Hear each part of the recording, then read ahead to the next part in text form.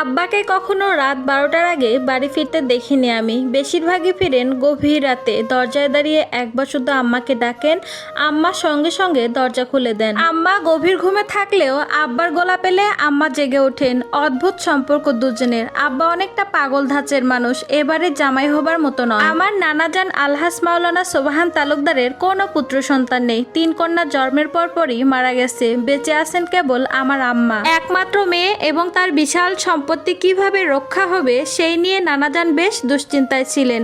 স্বপ্নে পাওয়া ইশারায় আমার আতপাগল আব্বার সাথে আম্মার বিয়ে হয়। বিয়ের পরও নানাজানের দুশ্চিন্তা কমে না। সম্পত্তির দিকে ফিরেও চান না আমার আব্বা। সম্পত্তি দূরের কথা, আমার আতপাগলা আব্বা বাড়িতেই থাকেন না, আচমকা মাঝরাতে এসে উপস্থিত হন। 2-4 দিন থেকে আবার উধাও হয়ে যান। নানাজান ভেবেই পাচ্ছিলেন না কিভাবে তার বংশ রক্ষা হবে। এই বিশাল সম্পত্তি রক্ষা করার মতো কি কেউ আসবে না সংসারে? আমার জন্মের পর নানাজান অনেকটাই নিশ্চিন্ত হন। 3 পুরুষ পর তার পরিবারে পুত্র সন্তানের জন্ম হয়। আশেপাশে 4-5 গ্রামের মানুষকে পেট ভরে খাওয়ানো হয়। আমার জন্মের আনন্দে আমার পরে আরো 3 বোন এসেছে এক এক করে। নানাজানের খুশি দেখে কে? কতকাল পরে এই বাড়ির আঙ্গিনায় শিশুরা খেলা করছে। এই পরিবারে অভিশাপ আছে, এই পরিবারের সন্তান টিকে থাকে না। আমাদের জন্মের পর আব্বার কদর বেড়ে যায় বহুগুণ। দুশ্চিন্তা একটাই, তাকে সংসারমুখী করা যাচ্ছিল না কিছুতেই। সংসার বিমুখ আব্বা হঠাৎ যখনই বাড়ি আসেন, একটা বিশাল আকারের মাছ নিয়ে আসেন। রুই, কাতলা, বোয়াল, ইলিশ, এত বড় বড় মাছ যে কোথায় পান? বাড়ি ভর্তি কাজের লোক, তবুও মাঝরাতে আমার আম্মা মাছ কাটতে বসেন।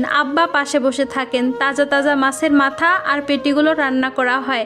ঝাল ঝাল দো পেঁয়াজা আর ধোয়া ওঠা ভাত। গভীর রাতে পুরো বাড়ি সুঘ্রাণে মৌ মৌ করে। নানাজান নিজের ঘরে বসে জোরে জোরে জিকির করেন। হাত মুখ ধুয়ে আব্বা ভাত খেতে বসেন। আমরা 4 ভাই বোনও দ্বিতীয়বার রাতের খাবার খাই। এত সুস্বাদু সেই খাবার, মনে হতো অমৃত।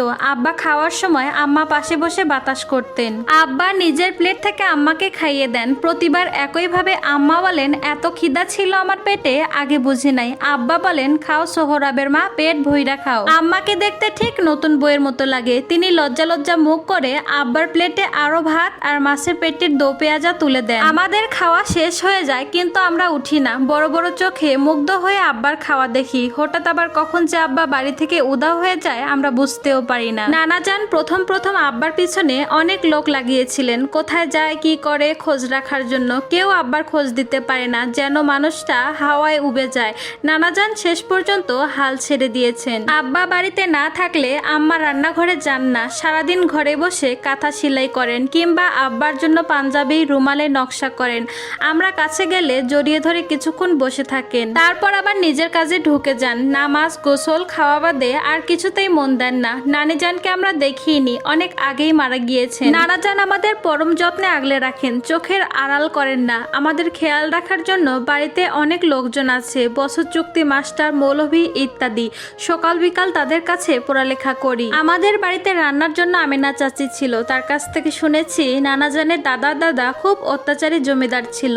জমির জন্য একটা পুরো পরিবার